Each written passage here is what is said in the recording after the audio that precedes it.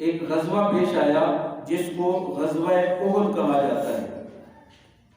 غزوہ احد کا مشہور واقعہ ہے اور بہت ہی تفصیلی اور لمبا واقعہ ہے غزوہ احد کا۔ مختصر یہ کہ جب مشرکین مکہ نے یہودیوں کے ابھارنے کے اوپر وہاں سے لشکر تیار کیا تو حضرت عباس رضی اللہ تعالیٰ آپ صلی اللہ علیہ وسلم کے چچا وہاں مکہ میں تھے، انہوں نے ایک تیز رفتار آدمی کو خط دے کر بھیجا، آپ صلی اللہ علیہ وسلم کو اطلاع دی کہ مشرکین مکہ کا لشکر آ رہا ہے اور آپ پر حملہ کرے گا۔ 3000 کا وہ لشکر تھا، اور آپ صلی اللہ علیہ وسلم کو جب پتہ چلا صحابہ کرام سے مشورہ کیا تو صحابہ کرام میں سے کچھ لوگوں کی رائے یہ تھی کہ ہم مدینہ میں رہ کر مقابلہ کریں، اور کچچھ لوگ جو بدر میں شریک نہیں ہو سکے تھے ان کے جذبات یہ تھے کہ ہم مدینہ سے باہر نکل کر مقابلہ کرتے ہیں۔ ان میں حضرت حمزہ رضی اللہ تعالیٰ عنہ بھی تھے، انہوں نے قسم کھا لی کہ جب تک مدینہ سے باہر نکل کر مشرکین سے لڑ نہیں لیتا اس وقت تک کھاؤں گا نہ پیوں گا، یہ ان کی قسم تھی۔ ایک اور صحابی تھے، انہوں نے قسم کھائی کہ اے اللہ کے رسول، میں مشرکین کے ساتھ لڑ کر ضرور جنت میں داخل ہوں گا۔ آپ صلی اللہ علیہ وسلم نے فرمایا کہ جنت میں کیسے داخل ہو؟ تو انہوں نے کہا کہ میں اللہ اور اس کے رسول کے ساتھ محبت کرتا ہوں۔ آپ نے فرمایا کہ تم نے سچ کہا۔ پھر یہ قافلہ نکلا تو منافقین کا لشکر بھی ساتھ تھا، 300 منافق ساتھ تھے، عبداللہ بن ابی اس کی قیادت میں تھے۔ تو مقام شیخین کے اوپر عبداللہ بن ابی نے کہا کہ میرا مشورہ تو نہیں مانا گیا، اس نے مشورہ یہ کیا تھا کہ مدینہ میں رہ کر مقابلہ کیا جائے، اس نے کہا کہ ہمارا مشورہ مانا نہیں گیا لہٰذا ہم واپس جاتے ہیں، ہم یہاں تمہارے ساتھ نہیں لڑ سکتے۔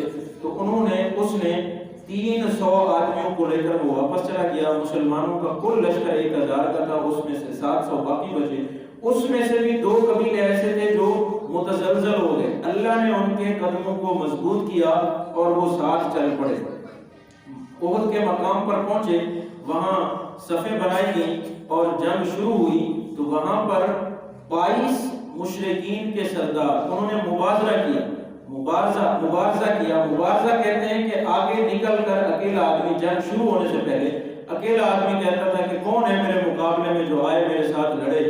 تو 22 سردار اڑ کے نکلے اور 22 کے 22 قتل ہو گئے، اور ان میں ایک تھا ابو عامر جو پہلے مدینہ میں رہتا تھا اور یہاں کا راہب مشہور تھا۔ پھر یہ آپ صلی اللہ علیہ وسلم کے آنے کے بعد مکہ چلا گیا، اور وہاں جب گیا تو آپ صلی اللہ علیہ وسلم کے خلاف سازشیں کرتا تھا۔ آپ صلی اللہ علیہ وسلم نے اس کا نام فاسق رکھا۔ اسی ابو عامر کا بیٹا تھا حضرت حنظلہ رضی اللہ تعالیٰ عنہ، جن کو غسیل الملائکہ کہا جاتا ہے، کہ یہ جب میدان احد میں لڑے اور شہید ہو گئے تو جب ان کو دیکھا تو ان کے بالوں سے پانی ٹپک رہا تھا۔ آپ صلی اللہ علیہ وسلم نے فرمایا کہ میں نے دیکھا ہے فرشتے ان کو چاندی کے برتنوں کے ساتھ ان میں پانی ڈال کر غسل دے رہے تھے۔ تو آپ صلی اللہ علیہ وسلم نے پھر ان کے گھر سے معلومات کی تو ان کی بیوی نے کہا کہ واقعی یہ حالت جنابت میں، ناپاکی کی حالت میں جب جنگ کی آواز پڑی تو یہ چلے گئے۔ تو آپ صلی اللہ علیہ وسلم نے فرمایا کہ اس لیے ان کو فرشتوں نے غسل دیا ہے۔ آپ صلی اللہ علیہ وسلم اس غزوے میں زخمی ہو گئے تھے، آپ کے دندان بھی شہید ہوئے، آپ کی پیشانی بھی زخمی ہوئی، آپ کے رخسار بھی زخمی ہوئے، آپ ایک گڑھے میں بھی گر گئے تھے، اور یہ خبر بھی مشہور ہو گئی تھی کہ نعوذ باللہ آپ صلی اللہ علیہ وسلم شہید ہو گئے ہیں۔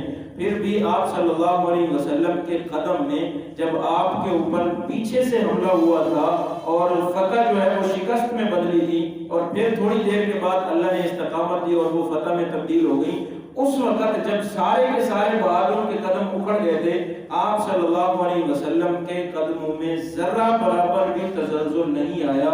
اس لیے علماء نے لکھا ہے کہ پوری کائنات کے لوگوں کی بہادری کو اگر جمع کیا جائے تو ایک پیغمبر کی بہادری ان سے زیادہ ہوگی۔